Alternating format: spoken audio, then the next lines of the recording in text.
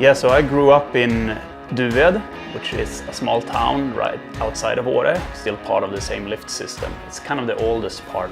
Åre is about 1,500 people, and Duved is less than that. It's 500, and even less when I was a kid. So very small place, but very nice place to grow up.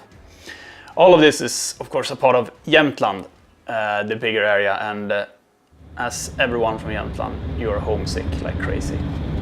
Yeah, so going to my parents' place and where I'm from, to Stugby, pick up some firewood.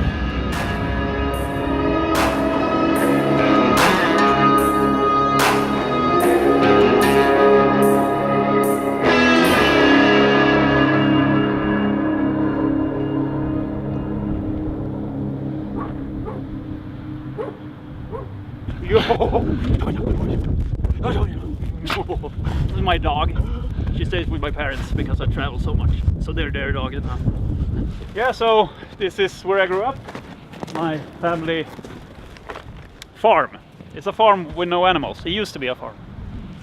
The training program in Duved as a kid was get firewood, get more firewood, and keep getting firewood.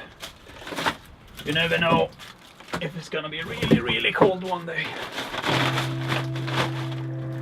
It's 100k each direction. It's this wilderness, so you can sort of get away. And Åre, being the largest ski resort in Scandinavia, is still a little oasis with civilization in the middle of it, where you have everything you need, but walk 5 minutes the other way and you're by yourself on a mountaintop where no one is, and I really like that possibility.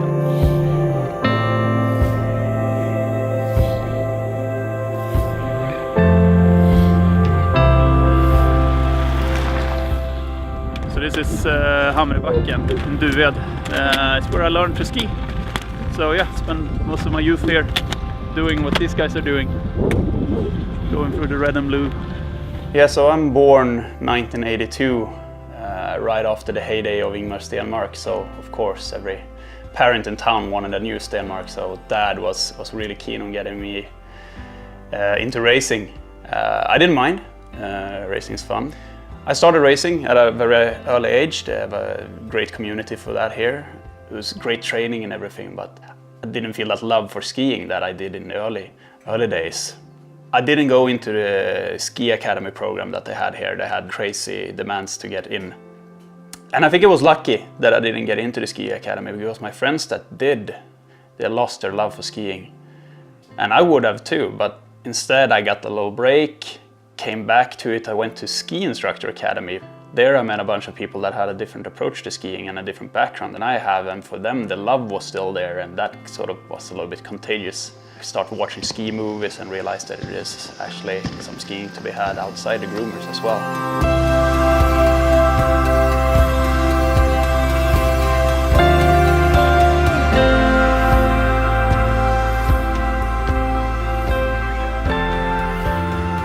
It's funny, all of this started with a crash. I can boil everything down to that. One of the worst mistakes I've done in skiing. My second event, I crashed down the final phase of the Scandinavian Big Mountain Championship. But coming down in the bottom unscathed, and some of the veteran riders comes up, pat me back, high-fiving and giving me credit that was a good recovery.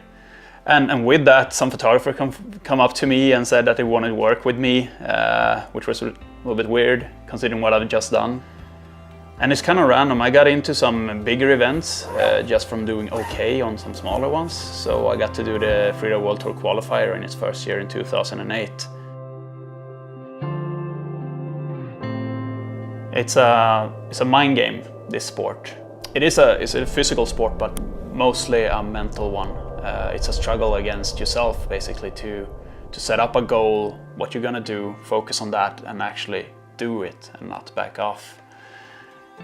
So it's more of a competition with yourself than your fellow competitors, because they're going through the exact same thing and you have no idea where they're gonna ski or what they're gonna do. Hope for someone else to do it bad or something, it doesn't help you at all. So might as well high-five each other and help each other out when we can, and you have a much better time. A day on the mountain beats everything. I think.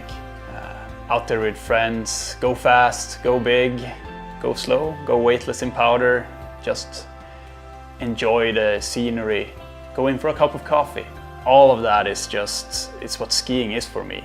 It's just a bunch of fun.